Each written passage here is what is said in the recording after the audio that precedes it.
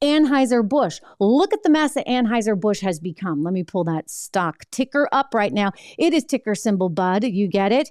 This was actually, Anheuser-Busch is a very storied American company, but you had a Brazilian beer company, InBev, along with a Belgian beer company come in, and they bought Anheuser-Busch out of St. Louis for some $52 billion back in 2008. It is now officially a multinational conglomerate. And good for Bud. They're recovering a little bit, up 54 cents right now. But wow, they're still under $60 a share. And if I look at where they were as all of this unfolded, remember in sort of, what was that, late March, April 1st? Yeah, we thought it was an April Fool's joke.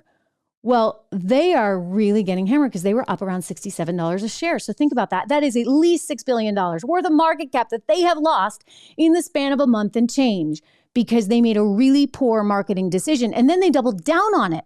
They doubled down on it in that they came out with some kind of really weird apology. They were like, oh, this shouldn't be political. Yeah, no, duh. Of course it shouldn't be political. It's beer, for goodness sakes. It's, by the way, like your audience, your consumer base that drinks Bud Light, whether you like it or not, they're guys. They're a lot of frat guys. Like that is who drinks this stuff. And you're not going to change that. And so for you to try to, all over your audience, like it's not worth it. You single-handedly, Alyssa, what's her name? Like I'm single-handedly. I had a really clear job to do when I took over Bud Light. Company. And it was, this brand is in decline. It's been in decline for a really long time.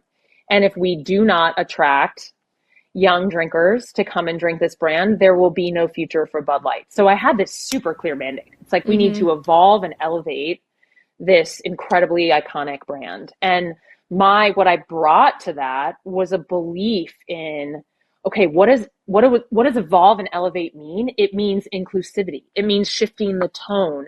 It means having a campaign that's truly inclusive and feels lighter and brighter and different and appeals to women and to men. Mm-hmm. And representation is at sort of the heart of evolution. You've got to see people who reflect you in the work. And we had this hangover. I mean, Bud Light had been kind of a brand of fratty, kind of out of touch humor. And it was really important that we had another approach.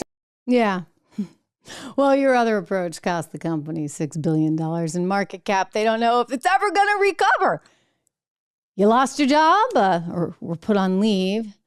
Your boss was put on leave. And now the CEO of Bud Light, Anheuser-Busch, whole lot of brands there. The CEO of Anheuser-Busch now finds that his job is in jeopardy. HSBC, the analyst over there, came out with a recent report saying this stock is a hold. This was just like a week ago. I mean, I said that the day this happened, by the way. You can go back. Like the day it happened, I was like, okay, you know what? I might get out of this stock right now. I might actually get into, I didn't say, I don't give stock advice. It's just sort of macro stuff for you. And I actually did have an investor friend who's extremely smart. And he said, I'm buying Molson Coors. And then as Molson Coors happened, he's like, okay, Molson Coors is probably not the place to be. But it made sense, right, at the time. So this woman thinks she's going to remake the universe and remake beer drinkers through her new campaign.